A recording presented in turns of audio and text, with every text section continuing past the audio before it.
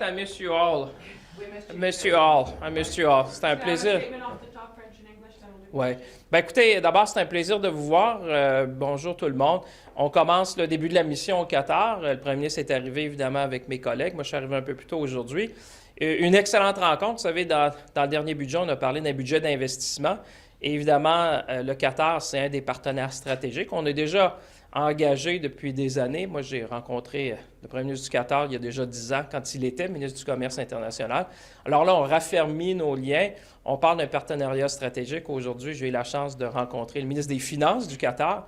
Une longue discussion, partenariat stratégique, élever cette relation-là qui est centrale pour nos deux pays et vraiment faire du Canada et du Qatar des partenaires stratégiques.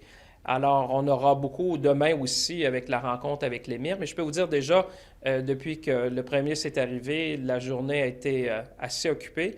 Et moi, je vous dirais que c'est de bon augure. Bon augure pour le Canada, bon augure pour nos relations bilatérales, mais aussi pour les investissements au pays. So, glad to be with you. Obviously, just arrived in Qatar like all of you. Prime Minister just landed. Qatar is a strategic partner. We presented an investment budget, and I would say, what better place to start than in Qatar to talk with that? The Prime Minister obviously was in China with my colleagues. What we're looking to achieve here is really a strategic partnership, talking about bringing our relationship to a more strategic level, more sustained engagement. Like I said, I've met the first time the Prime Minister of Qatar 10 years ago when he was trade minister as well. We've been engaging for years.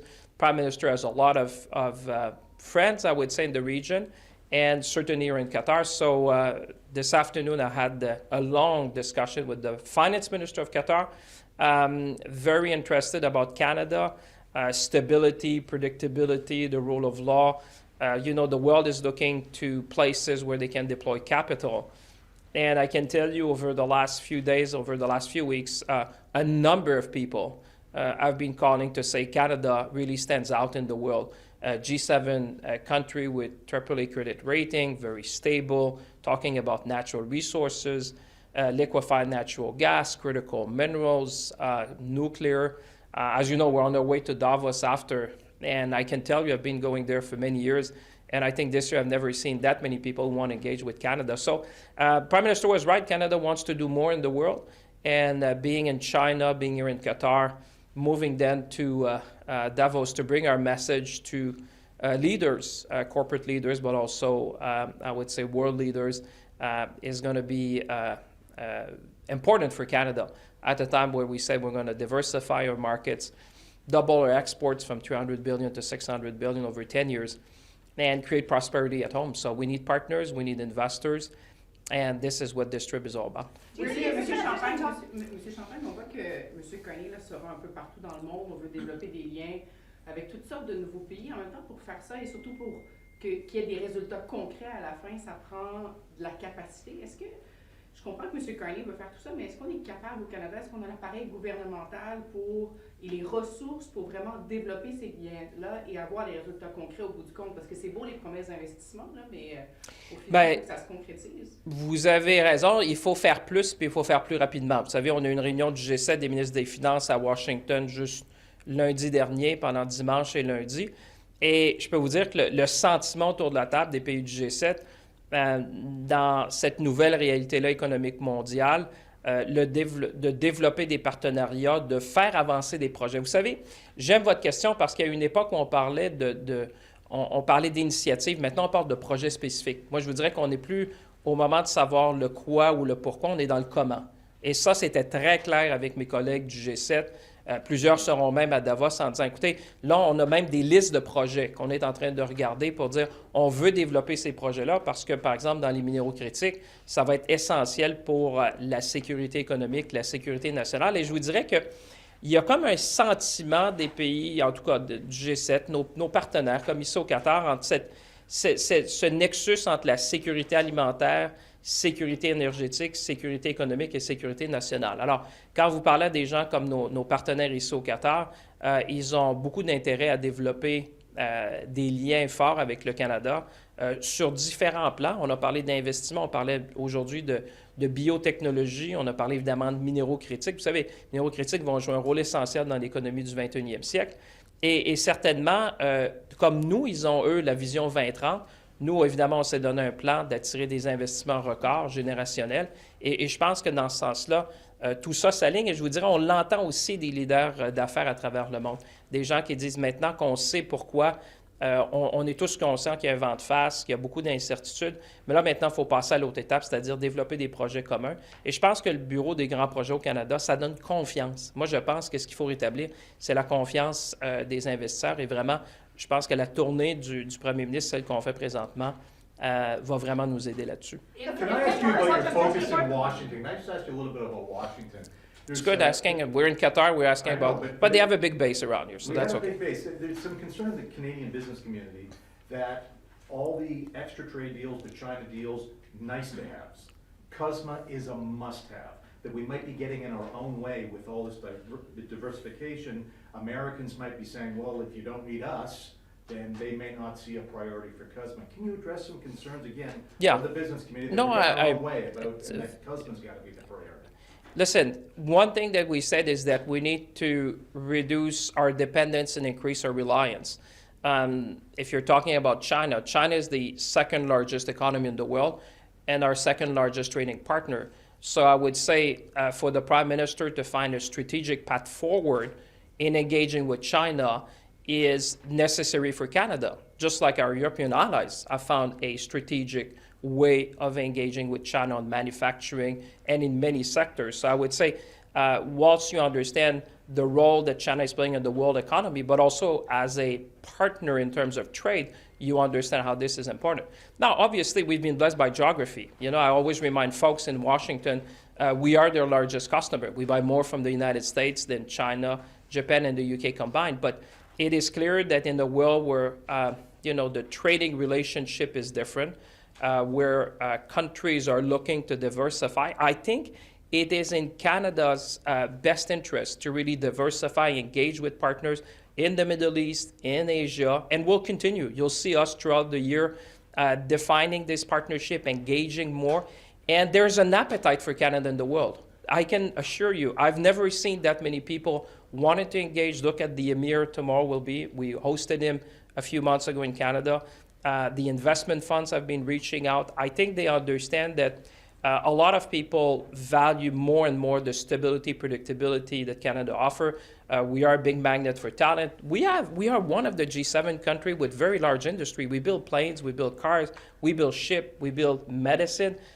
We have critical minerals that, as you know, is going to be a defining element in the 21st century. We have abundance of energy, and we're the only G7 with a free trade with all the G7 nations. So, like I always say to Canadians, I'm confident about the future. There's headwind. We have the fiscal capacity. We made strategic investments. And I would say in a world which is changing like that, you better diversify. And that's what Canada is doing. At the same time, we've been blessed by geography. We'll engage with our southern partner. But at the same time, supply chain in the world are changing. And we need to adapt to this new reality because the Canadian economy needs to develop these partnerships, and I think businesses see more and more the benefit of that. Do you think you can get a FIPA across? Do you think you can get a FIPA across the finish line? It's been talked about a lot here. And then on another topic, Mr. Carney just accepted an invitation to be part of Trump's board of peace for Gaza. What do you think Canada can learn from the Qataris about helping broker peace? Well, let me start with your second question. You're right, the Qataris have been playing a key role in diplomacy in that particular region. And when I say Canada should do more or can do more around the world, will do more, the fact that President Trump asked Prime Minister Carney to sit on the peace board, I think as it's referred to, is a testament to the role that Canada plays around the world, but also the Prime Minister in terms of the world leaders.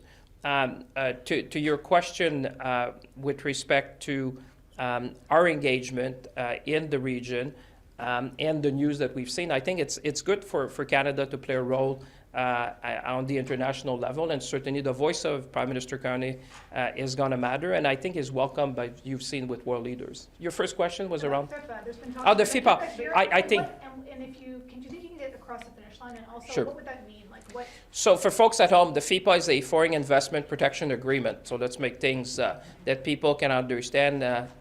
It is the agreement that is reached between countries to ensure investment. So what we're trying to do, and this is a very relevant question and a very important question, we're trying to put the basis to remove barriers for investments. If you want more cross-border investments, you need to have the framework so that investors would have the confidence that their investment would be secured, would be protected, and that goes both sides.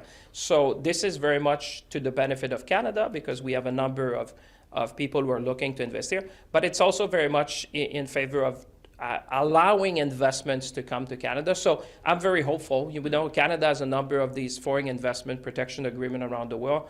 I used to be trade minister. We used to sign many of them. And I think it's a good thing because what you do, you remove barrier, you increase predictability and security of investment, and that's needed in the world. Juste en français, juste une traduction sur la première partie de la question de ma collègue Ashley sur le comité sur la paix à Gaza. Est-ce que vous pouvez apprendre des Qataris dans leur rôle géopolitique? Bien, le Qatar a toujours joué un rôle important dans la diplomatie dans la région, a toujours parlé aux différents acteurs. Moi, je pense quand on dit que le Canada veut faire plus dans le monde, le fait que le président Trump a invité le Prime Minister Carney à se joindre à ce conseil de la paix un peu pour Gaza, je pense que ça en dit long. Ça démontre à quel point la voix du Canada est importante, le rôle que le Premier ministre peut jouer pour amener la paix dans la région et l'engagement du Canada dans la région. Vous savez, ce n'est pas par hasard qu'on est ici aujourd'hui. Comme je le disais, on a présenté un budget d'investissement. On est avec des investisseurs sérieux qui regardent le Canada, qui voient des investissements importants en Amérique du Nord, dans les minéraux critiques, dans le biotech.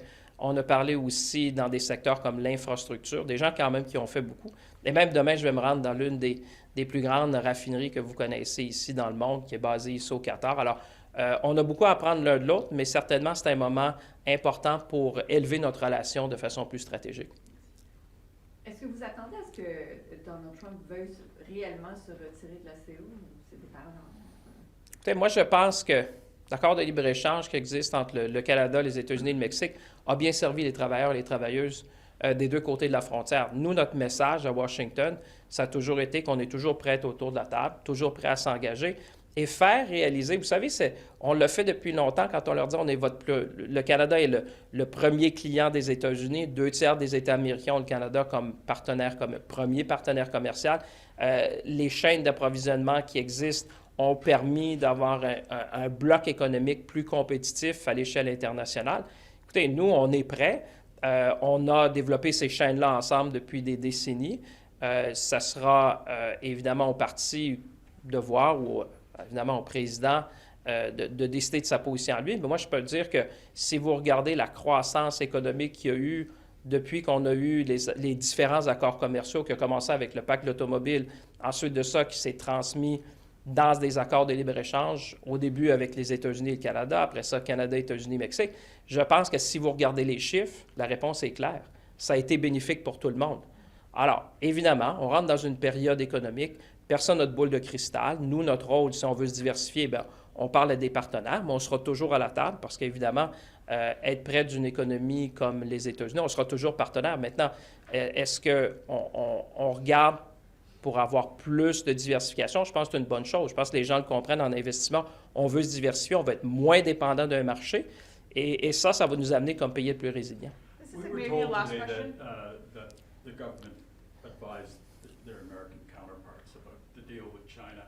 Have you had any discussion? Have you had any questions from your counterparts in Washington about the deal with China? And what was the nature of the kind of conversations that you had? That's a very good question. Well, my visit, as you might recall, was before the trip of Prime Minister Carney to China. I mean, it was announced, but it was before. The discussion, and by the way, I have a very good relationship with Secretary Besant, and that's helpful to Canada. That's helpful to Canada. We want to have good relationship with our counterparts in Washington. The Prime Minister has a good relationship with the President. I have a good relationship with Secretary Besant. I think we met 11 times last year. So we have, and we need dialogue. We need to be able to speak frankly about issues.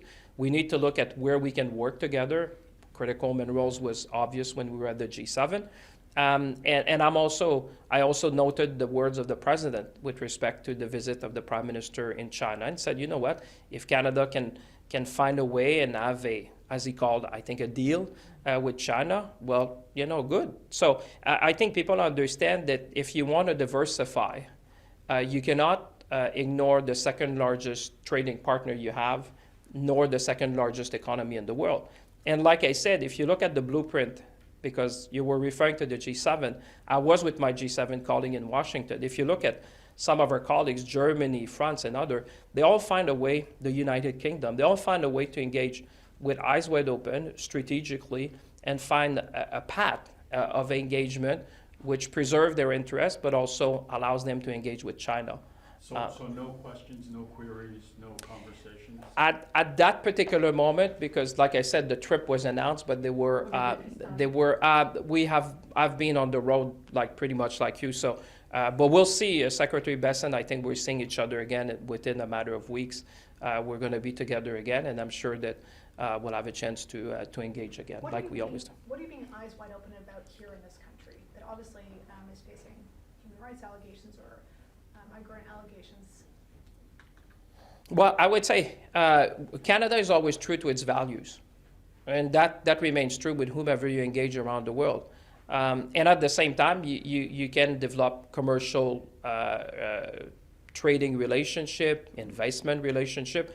I would say Canada is no different than our other G7 partner, which have, engaged with the world as we should. I think in that sense, Canada is catching up to engage. You have to engage with leaders in the region like Qatar, for example, in the Middle East. You have to engage with China when you're talking in Asia.